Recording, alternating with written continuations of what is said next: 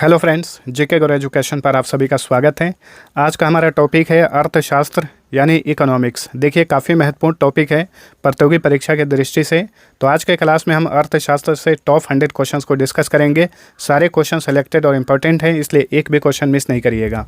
और भी इसी तरीके से वीडियो पाने के लिए चैनल को सब्सक्राइब कर लीजिए और बेल बटन को ऑन रखिएगा ताकि वीडियो आते ही नोटिफिकेशन मिल जाए। और वीडियो पसंद आएगा तो लाइक और शेयर जरूर करना। तो अब चलिए शुरू करते हैं। पहला क्वेश्चन है, भारतीय अर्थव्यवस्था कैसी है? इंडियन इकोनॉमी किस प्रकार का है? इंडियन इकोनॉमी एक मिक्स्ड इकोनॉमी है, मिश्रित अर्थव्यवस्था है। तो ऑप्शन डी सही उत्तर है। अगला क्वेश्चन, मिश्रित अर्थव्यवस्था का क्या अभिप्राय है? मिश्रित अर्थव्यवस्था का क्या मतलब होता है? इसका मतलब होता है कि सरकारी और निजी क्षेत्र यानी पब्लिक और प्राइवेट सेक्टर का सह अस्तित्व होता है। इसे मिश्रित अर्थव्यवस्था कहा जाता है। आर्थिक विकास के दृष्टिकोण से भारत की गिनती किस में होती है? भारत की गिनती की जाती है विकासशील राष्ट्रों में। ऑप्शन डी सही उत्तर है, यानी डेवलपिंग कंट्री है भारत। भारतीय अर्थव्यवस्था का कौन सा क्षेत्र सकल राष्ट्रीय उत्पाद यानी जीडीपी, ग्रॉस डोमेस्टिक प्रोडक्ट, सबसे अधिक योगदान देता है? तो देखिए, भारतीय जीडीपी में सबसे अधिक योगदान कौन करता है? तो ये तृतीयक क्षेत्र है। ऑप्शन सी सही उत्तर है। तृतीयक क्षेत्र में सेवा क्षेत्र को रखा गया है। वेरी इंपॉर्टेंट क्वेश्चन है, याद रखिएगा। प्राथमिक क्षेत्र में कृषि और पशुपालन को रखा जाता है, द्वितीयक क्षेत्र में उद्योग का रखा जाता है और तृतीयक क्षेत्र में सेवा क्षेत्र को रखा जाता है। बंद अर्थव्यवस्था यानी क्लोज्ड इकोनॉमी का क्या अभिप्राय है? क्लोज्ड इकोनॉमी किसे कहा जाता है?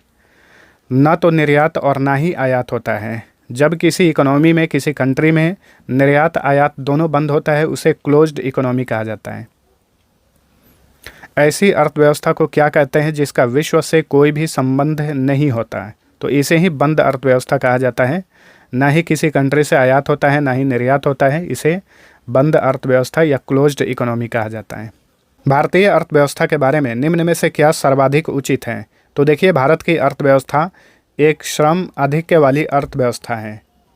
चलिए अगला क्वेश्चन, किसी देश का आर्थिक विकास किस पर निर्भर करता है? प्राकृतिक संसाधन पर, पूंजी निर्माण पर, बाजार के आकार पर, उपर्युक्त सभी होगा। इन सभी पर किसी देश का आर्थिक विकास निर्भर करता है। वैश्वीकरण यानी ग्लोबलाइजेशन का अर्थ क्या है? तो देखिए, घरेलू अर्थव्यवस्था का वैश्विक अर्थव्यवस्था के साथ एकीकरण करने की प्रक्रिया को ग्लोबलाइजेशन कहा जाता है। अगला क्वेश्चन, भारतीय अर्थव्यवस्था के वैश्वीकरण का क्या अर्थ है? देखिए, इसका अर्थ है कि दूसरे देशों के साथ आर्थिक संबंधों पर लगे प्रतिबंधों को यथासंभव कम से कम करना है। भारत के कुल श्रम शक्ति का लगभग कितना प्रतिशत भाग कृषि में लगा हुआ है? तो भारत के कुल श्रम शक्ति का लगभग 54% भाग जो है कृषि में लगा हुआ है। भारत में अधिकतर बेरोजगारी किस प्रकार की है? भारत की जो बेरोजगारी है ये संरचनात्मक बेरोजगारी है। भारत में कौन बेरोजगारी के आंकड़े एकत्रित एवं प्रकाशित करता है? तो ये है national sample survey organisation NSSO। ये भारत में बेरोजगारी के आंकड़े जारी करता है। कृषि में मूलतः किस प्रकार की बेरोजगारी की प्रधानता देखने को मिलती है? तो देखिए, कृषि क्षेत्र में जो बेरोजगारी होती है ये एक अदृश्य बेरोजगारी होती है। ठीक है, दिखाई नहीं पड़ता है। वैसे भारत की अधिकतर बेरोजगारी जो है वो संरचनात्मक है, लेकिन कृषि क्षेत्र में जो बेरोजगारी होती है इसे अदृश्य बेरोजगारी कहा जाता है। वर्तमान समय में देश में किस प्रकार की बेरोजगारी बहुत गंभीर समस्या बनी हुई है? तो ये है शिक्षित बेरोजगारी, यानी उच्च शिक्षा प्राप्त करने के बावजूद भी नौकरी नहीं लग रहा है। ठीक है, अनएम्प्लॉयमेंट बहुत ज़्यादा है शिक्षा प्राप्त करने के बावजूद भी। तो ये गंभीर समस्या बनी हुई है। सही उत्तर होगा option C.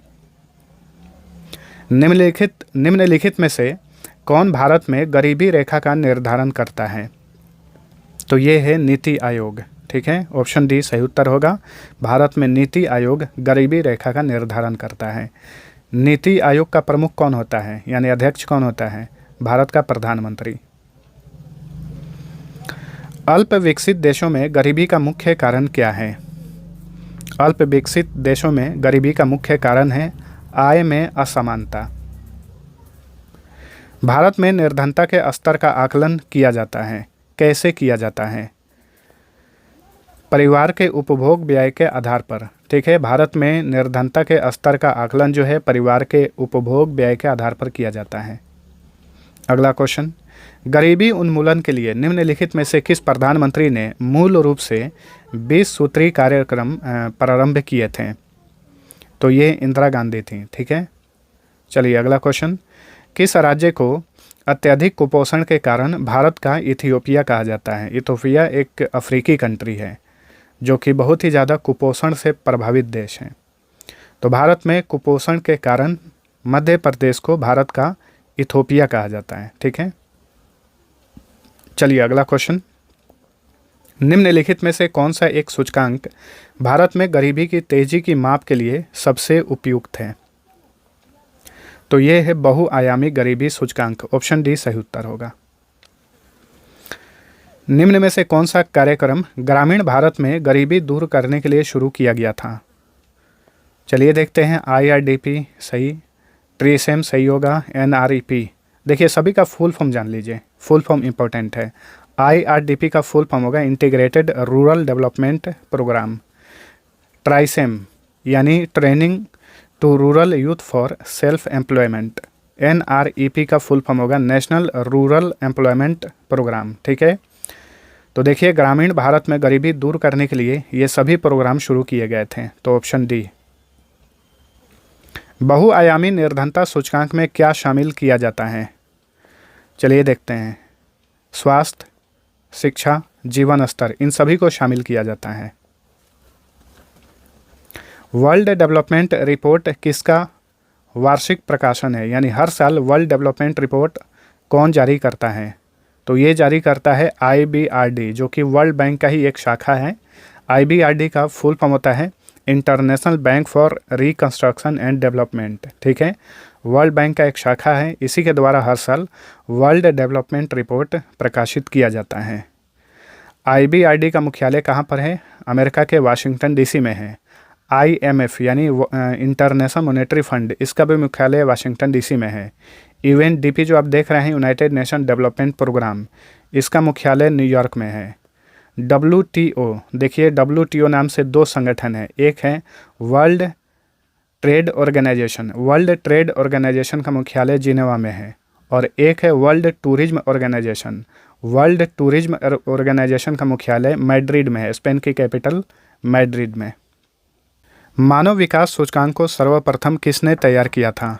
Human development index को सबसे पहले UNDP United Nation development programme में तैयार किया था। ठीक है, IBRD के बारे में अभी हमने जाना, फुल फॉर्म होता है international bank for reconstruction and development, मुख्यालय वाशिंगटन DC में है। UNDP का मुख्यालय न्यूयॉर्क में है। UNEP United Nation environment programme, इसका मुख्यालय केन्या की कैपिटल नैरोबी में है। UNCTAD, इसका फुल फॉर्म होता है United nation conference on trade and development, इसका मुख्यालय जिनेवा में है, स्विट्जरलैंड के जिनेवा में। इन सभी को याद रखिए। चलिए अगला क्वेश्चन, मानव विकास की अवधारणा सर्वप्रथम किसने प्रस्तुत की थी? महबूबुल हक ने, जो कि पाकिस्तान के थे। निम्नलिखित में से कौन मानव विकास सूचकांक का हिस्सा नहीं है? तो प्रति व्यक्ति निवेश दर जो है ये शामिल नहीं किया जाता है मानव विकास सूचकांक में। इसके अलावा स्वास्थ्य, पोषण, प्रति व्यक्ति आय, जन्म के समय जीवन प्रत्याशा, इन सभी को शामिल किया जाता है। तो ये इंपॉर्टेंट रहेगा, ध्यान रखिएगा कि मानव विकास सूचकांक में किसे शामिल किया जाता है। मानव विकास सूचकांक का आधार क्या है? तो देखिए स्वास्थ्य, शिक्षा, जीवन स्तर। ठीक है, मानव विकास सूचकांक का ये आधार होता है। राज्य स्तरीय मानव विकास रिपोर्ट जारी करने वाला भारत का पहला राज्य कौन था? तो ये था मध्य प्रदेश। UNDP के तर्ज पर, यूनाइटेड नेशन डेवलपमेंट प्रोग्राम के तर्ज पर भारत का पहला मानव विकास रिपोर्ट कब जारी किया गया था? अप्रैल 2002 में। भारत के राष्ट्रीय आय में सर्वाधिक योगदान किसका है? सेवा क्षेत्र का है। ठीक है, भारत के राष्ट्रीय आय में सर्वाधिक योगदान सेवा क्षेत्र का है, जो कि तृतीयक क्षेत्र है, याद रखिए। कृषि क्षेत्र प्राथमिक क्षेत्र है, व्यापार उद्योग ये सारा द्वितीयक क्षेत्र है। भारत में राष्ट्रीय न्यायाधीश यानी एनएसएस की स्थापना कब हुई थी? 1950 में। चलिए अगला क्वेश्चन, भारत में केंद्रीय सांख्यिकी संगठन की स्थापना कब हुई थी? सेंट्रल स्टैटिस्टिकल ऑर्गेनाइजेशन, इसकी स्थापना की गई थी 1951 में। नाबार्ड क्या है? तो देखिए, भारत में नाबार्ड एक कृषि सहायक विशिष्ट बैंक है। नाबार्ड का फुल फॉर्म याद रखिएगा। नाबार्ड का फुल फॉर्म होता है national bank for agriculture and rural development. इसकी स्थापना की गई थी 1982 में। प्रोफेसर अमर्त्य सेन को नोबेल पुरस्कार किस क्षेत्र में उनके योगदान के लिए प्रदान किया गया था? अमर्त्य सेन को अर्थशास्त्र के क्षेत्र में 1998 में नोबेल प्राइज मिला था। किस लिए? कल्याणकारी अर्थशास्त्र के लिए। मुद्रा पूर्ति को कम करके मुद्रास्फीति यानी इन्फ्लेशन को रोकने की प्रक्रिया क्या कहलाती है?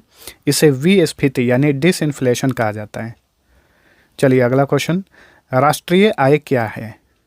तो देखिए, उत्पादन लागत पर जो निवल यानी नेट नेशनल प्रोडक्ट होता है, इसे राष्ट्रीय आय कहा जाता है। भारत में राष्ट्रीय आय का अनुमान कौन लगाता है?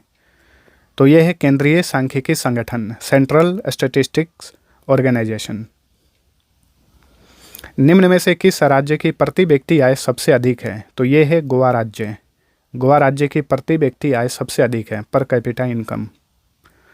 अब पूछ रहा है कि भारत में किस राज्य का पर कैपिटा इनकम सबसे कम है?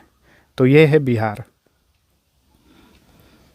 ड्रेन का सिद्धांत, द थ्योरी ऑफ ड्रेन, किसने प्रतिपादित किया था? दादा भाई नौरोजी ने। 1949 में गठित राष्ट्रीय आय समिति के प्रथम अध्यक्ष कौन थे? 1949 में राष्ट्रीय आय समिति गठित की गई थी। उस समय इसके पहले अध्यक्ष बने थे पी.सी. महालनोबिस। हिंदू वृद्धि दर किससे संबंधित है? ये भी क्वेश्चन बार बार पूछा जाता है। तो हिंदू वृद्धि दर का संबंध राष्ट्रीय आय से है। ठीक है, चलिए अगला क्वेश्चन, मुद्रा स्वयं मुद्रा का निर्माण करती है, यह परिभाषा किसने प्रस्तुत की थी? क्रोमर ने, अर्थशास्त्री क्रोमर ने। ग्रेशम का नियम निम्नलिखित में से किससे संबंधित है? ग्रेशम का नियम, इसका संबंध मुद्रा के प्रचलन से है। चलिए अगला क्वेश्चन, निम्नलिखित में कौन मुद्रा का कार्य नहीं है? चलिए देखते हैं। मूल्य का मापन, मूल्य का हस्तांतरण, ये भी नहीं होगा। मूल्य का संचय नहीं होगा। मूल्य का स्थिरीकरण। तो देखिए, मुद्रा का काम जो है मूल्य का स्थिरीकरण करना नहीं है, तो ऑप्शन डी होगा। ऐसी विदेशी मुद्रा जिसमें शीघ्र पलायन कर जाने की प्रवृत्ति हो, वह क्या कहलाती है? तो इसे कहा जाता है गर्म मुद्रा। हवाला क्या है? HAWALA, हवाला, ये क्या है? तो विदेशी मुद्रा का अवैध कारोबार होता है, इसे हवाला कहते हैं। हार्ड करेंसी का क्या तात्पर्य है? एक होता है सॉफ्ट करेंसी और एक होता है हार्ड करेंसी। तो देखिए, हार्ड करेंसी क्या होता है? वह मुद्रा जिसकी आपूर्ति मांग की अपेक्षा कम हो, इसे हार्ड करेंसी कहा जाता है। अब पूछ रहा है कि सॉफ्ट करेंसी क्या होता है? तो वह मुद्रा जिसकी आपूर्ति मांग की अपेक्षा अधिक हो, इसे सॉफ्ट करेंसी कहा जाता है। ठीक है, तो सॉफ्ट करेंसी और हार्ड करेंसी दोनों एक दूसरे के अपोजिट है। सस्ती मुद्रा का क्या मतलब है? तो देश के मुद्रा का अंतर्राष्ट्रीय बाजारों में आसानी से उपलब्ध होना, इसे ही सस्ती मुद्रा कहा जाता है। अगला क्वेश्चन, किन देशों की मुद्रा प्रायः हार्ड करेंसी होती है? क्वेश्चन पूछ रहा है किन देशों की मुद्रा प्रायः हार्ड करेंसी होती है? तो विकसित देशों की मुद्रा जो है यानी करेंसी अक्सर हार्ड करेंसी होती है। सरकार द्वारा पुरानी मुद्रा को समाप्त कर नई मुद्रा चलाना क्या कहलाता है? तो इसे कहा जाता है विमुद्रीकरण। ठीक है, ऑप्शन बी राइट आंसर। बाजार के नियम के प्रतिपादक कौन थे? तो बाजार का नियम का प्रतिपादन किए थे JB से। मुद्रास्फीति यानी इन्फ्लेशन किस कारण से होती है? इसका कारण है मुद्रा पूर्ति में वृद्धि। ठीक है, मुद्रा पूर्ति में वृद्धि के कारण ही मुद्रास्फीति क्रिएट होता है, इन्फ्लेशन। वह अवस्था जिसमें मुद्रा का मूल्य गिर जाता है और कीमतें बढ़ जाती हैं क्या कहलाता है? तो इसे कहा जाता है मुद्रास्फीति। ठीक है, इन्फ्लेशन कहा जाता है इसे। निम्नलिखित में से किसे मुद्रास्फीति के कारण सबसे अधिक हानि होती है? तो देखिए, जब भी मुद्रास्फीति काफ़ी तेज़ी से बढ़ता है तो फिर सबसे ज़्यादा नुकसान किसे होता है? देनदार को, जिसने किसी को कर्ज दिया हो। ठीक है, कर्जदाता जो होता है इसे सबसे अधिक नुकसान होता है। भारत में सर्वप्रथम पत्र मुद्रा का चलन कब प्रारंभ हुआ था? तो देखिए, भारत में पत्र मुद्रा की शुरुआत की गई थी 1806 में। भारतीय रुपये का सर्वप्रथम कब अवमूल्यन यानी डिवैल्यूएशन किया गया था? तो देखिए, भारत में कई बार अवमूल्यन किया जा चुका है। इसमें सबसे पहले अवमूल्यन किया गया था 1949 में। अगर क्वेश्चन पूछे कि भारत में अब तक कितनी बार अवमूल्यन किया गया है, तो 3 बार किया गया है। ठीक है। भारत की विदेशी मुद्रा का सर्वाधिक भाग किस पर खर्च होता है? तो भारत में जो विदेशी मुद्रा भंडार होता है ये सबसे अधिक खर्च होता है पेट्रोलियम के आयात पर। अगला क्वेश्चन, अवमूल्यन शब्द का अर्थ क्या है? इसका क्या मतलब होता है? तो देखिए, अन्य मुद्रा की तुलना में जो स्वदेशी मुद्रा है उसके मूल्य को घटाने की प्रक्रिया को अवमूल्यन कहा जाता है। ठीक है। काली मुद्रा क्या है? ब्लैक मनी जिसे कहा जाता है। ठीक है, काली मुद्रा किसे कहते हैं? तो यह वह आय है जिस पर कर अपवंचन नहीं हुआ है, यानी ऐसी कमाई आप रखे हुए हैं घर में, जैसे कि 10 लाख 20 लाख, क्योंकि 5 लाख से अधिक के आय पर कर लगता है, टैक्स लगता है, लेकिन 10-20 लाख 50 लाख कोई कमा रहा है व्यक्ति और उसमें से वो टैक्स नहीं निकाला है, तो उसे ब्लैक मनी कहा जाएगा। चलिए अगला क्वेश्चन, बैंक की नई शाखाएं खोलने का लाइसेंस डैश द्वारा प्रदान किया जाता है? तो कोई भी बैंक जब भी नई शाखा खोलता है उसके लिए लाइसेंस रिजर्व बैंक द्वारा दिया जाता है। गिल्ट एज्ड बाजार यानी गिल्ट एज्ड मार्केट किससे संबंधित है? इसका संबंध सरकारी प्रतिभूतियों से है।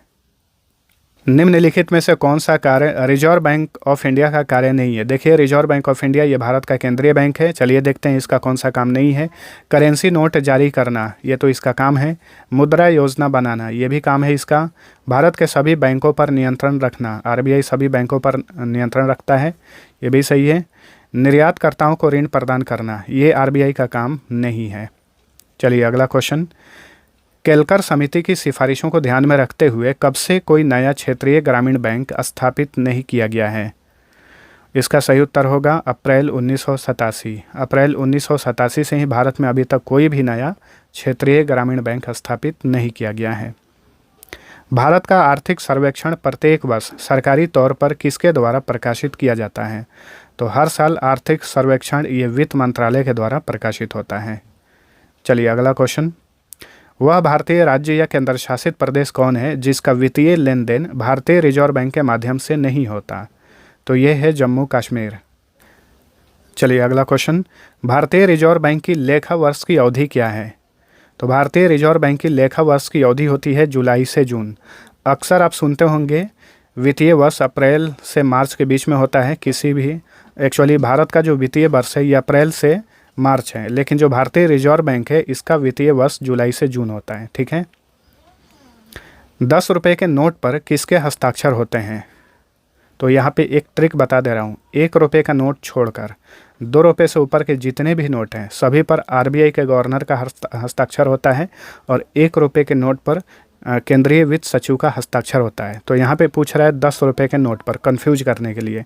सही उत्तर होगा भारतीय रिजर्व बैंक का गवर्नर। ठीक है।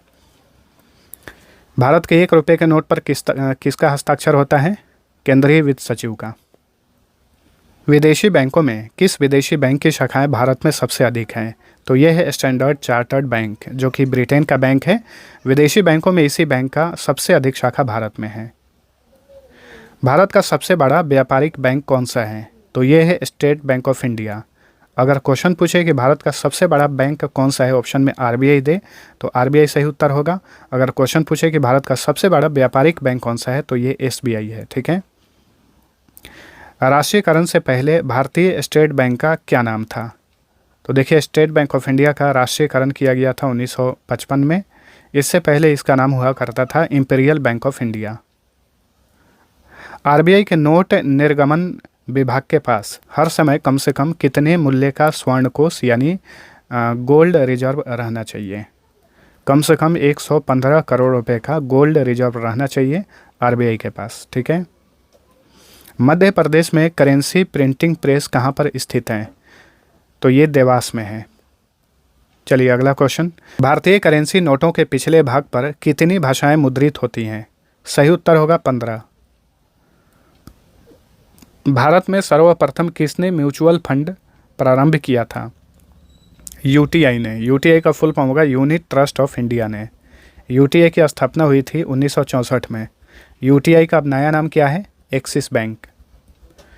भारतीय प्रतिभूति एवं विनिमय बोर्ड यानी सेबी की स्थापना कब हुई थी? तो देखिए सेबी की स्थापना हुई थी 1988 में, लेकिन इसे वैधानिक दर्जा दिया गया था 1992 में। सेबी का मुख्यालय मुंबई में है। आर.एन. मल्होत्रा समिति ने किस क्षेत्र से संबंधित सुधारों के लिए रिपोर्ट प्रस्तुत की थी? बीमा क्षेत्र में सुधार के लिए। नरसिम्हन समिति का संबंध किसके सुधार से है? तो देखिए नरसिम्हन समिति का गठन किया गया था बैंकिंग संरचना में सुधार के लिए। बॉम्बे स्टॉक एक्सचेंज यानी बीएसई की स्थापना कब हुई थी? बीएसई की स्थापना की गई थी 1875 में। राष्ट्रीय स्टॉक एक्सचेंज की स्थापना की सिफारिश 1991 में किस समिति द्वारा की गई थी? फेरवानी समिति द्वारा। चलिए अगला क्वेश्चन, मुंबई स्टॉक एक्सचेंज का राष्ट्रीय सूचकांक कितनी कंपनियों के शेयर मूल्य पर आधारित है? तो 100 कंपनियों के, ठीक है। डो जोन्स क्या है? डो जोन्स ये न्यूयॉर्क स्टॉक एक्सचेंज का शेयर बाजार सूचकांक है। दलाल स्ट्रीट कहाँ पर है? देखिए कई बार क्वेश्चन पूछा जाता है कि दलाल स्ट्रीट का संबंध किससे है? तो शेयर बाजार से है और दलाल स्ट्रीट मुंबई में है, ठीक है। बैंक दर क्या है? तो देखिए बैंक दर क्या होता है? वह दर जिस पर आरबीआई यानी reserve bank of India Bharat में वाणिज्यिक बैंकों को उधार देता है, उसे ही बैंक दर कहा जाता है। 2007 में यूटीआई बैंक का नाम बदलकर क्या रखा गया था? अभी मैंने आप सभी को बताया कि यूटीआई बैंक का अब नया नाम है एक्सिस बैंक। 2007 में यूटीआई बैंक का नाम बदल के इसका नया नाम एक्सिस बैंक रखा गया था। चलिए अगला क्वेश्चन, सरकार अर्थोपाय ऋण किससे लेती है? अर्थोपाय ऋण भारत सरकार जो है ये आरबीआई से लेती है, रिजर्व बैंक ऑफ इंडिया से। संपूर्ण देश में मुद्रास्फीति के नियंत्रण के लिए आरबीआई निम्नलिखित में से क्या उपाय करता है? तो मुद्रास्फीति के नियंत्रण के लिए आरबीआई द्वारा रेपो रेट और रिवर्स रेपो रेट में वृद्धि की जाती है। रेपो रेट वह रेट होता है जिस रेट पर आरबीआई द्वारा भारत में बैंकों को ऋण प्रदान किया जाता है। वहीं रिवर्स रेपो रेट इसके विपरीत होता है, भारत में बैंकों द्वारा जिस दर पर आरबीआई के पास पैसा रखा जाता है उसे रिवर्स रेपो रेट कहा जाता है, ठीक है। भारत में खुदरा ऋण का सर्वाधिक प्रतिशत किसका है? आवास ऋण का है। भारत में सबसे अधिक लोग आवास ऋण लेते हैं यानी होम लोन। धन शोधन का क्या तात्पर्य है? धन शोधन क्या होता है? तो ध्यान दीजिए, अवैध रूप से प्राप्त धन को वैध स्रोत से प्राप्त हुई प्रतीत कराने के लिए यानी अवैध धन को वैध घोषित करने के लिए जो परिवर्तन कराने की प्रक्रिया अपनाई जाती है इसे ही धन शोधन कहा जाता है, जो कि गैर कानूनी है। भारत में मौद्रिक नीति किसके द्वारा बनाई और लागू की जाती है? भारत में मौद्रिक नीति जो है ये आरबीआई द्वारा बनाया और लागू किया जाता है। प्रथम पंचवर्षीय योजना की अवधि क्या थी? देखिए भारत में 12 बार पंचवर्षीय योजना को लागू किया गया था। इसमें प्रथम पंचवर्षीय योजना की अवधि थी 1951 से 56 और प्रथम पंचवर्षीय योजना में किस चीज़ पर फोकस किया गया था वो भी याद रखिएगा, कृषि पर। उद्योगों के विकास तथा औद्योगिकीकरण की रणनीति किस पंचवर्षीय योजना का अंग था? तो देखिए प्रथम पंचवर्षीय योजना में कृषि पर ध्यान दिया गया था, वहीं द्वितीय पंचवर्षीय योजना पर उद्योगों पर ध्यान दिया गया था। 12वीं पंचवर्षीय योजना यानी अंतिम पंचवर्षीय योजना की अवधि क्या थी? 2012 से 17। उसके बाद पंचवर्षीय योजना को रोक दिया गया, ख़त्म कर दिया गया। खादी और ग्रामोद्योग आयोग की स्थापना किस पंचवर्षीय योजना के अंतर्गत की गई थी? द्वितीय पंचवर्षीय योजना के तहत खादी और ग्रामोद्योग आयोग की स्थापना की गई थी 1957 में। हेडक्वार्टर मुंबई में है। किस पंचवर्षीय योजना के दौरान देश में 3 लौह इस्पात संयंत्र स्थापित किए गए थे? दूसरी पंचवर्षीय योजना के दौरान। और ये 3 लौह इस्पात संयंत्र कौन थे? दुर्गापुर इस्पात संयंत्र, भिलाई इस्पात संयंत्र और राउरकेला इस्पात संयंत्र। इन सभी की स्थापना दूसरी पंचवर्षीय योजना के दौरान की गई थी। पंचवर्षीय योजना के इतिहास में भारत का सर्वाधिक असफल योजना किसे माना जाता है? तो ये है तृतीय पंचवर्षीय योजना। ठीक है, तृतीय पंचवर्षीय योजना में आत्म पोषित विकास पर फोकस किया गया था, लेकिन ये असफल रहा था। चलिए अगला क्वेश्चन। गरीबी हटाओ का नारा किस पंचवर्षीय योजना में दिया गया था? 5वीं पंचवर्षीय योजना में गरीबी हटाओ का नारा दिया गया था। 5वीं पंचवर्षीय योजना का काल क्या था? 1974 से 1979। ठीक है, भारत में 12 बार पंचवर्षीय योजना को लागू किया गया। किस पंचवर्षीय योजना का काल क्या था वो जान लीजिए। पहले का काल था 1951 से 56, दूसरे का 56 से 1961, तीसरे का 1961 से 1966 और देखिए 3 एनुअल प्लान्स इसे 1966 से 1969 के बीच में लागू किया गया था। चौथी पंचवर्षीय योजना का काल था 1969 से 1974। आप एक बार स्क्रीनशॉट लेके अच्छे से पढ़ लीजिए और देख लीजिए, नोट कर लीजिए, यहाँ से क्वेश्चन बार बार पूछा जाता है। तो दोस्तों ये था हमारा आज का सेशन। आप सभी को वीडियो कैसा लगा? पसंद आया है तो लाइक और शेयर जरूर करना, और भी इसी तरीके से वीडियो पाने के लिए चैनल को जरूर सब्सक्राइब करिए। अब आप सभी के लिए एक क्विज है, सबसे सफल पंचवर्षीय योजना कौन सी थी? इसका आंसर आप सभी लोग नीचे कमेंट करके बताएंगे। तो चलिए मिलते हैं अगले वीडियो में, तब तक के लिए टेक केयर।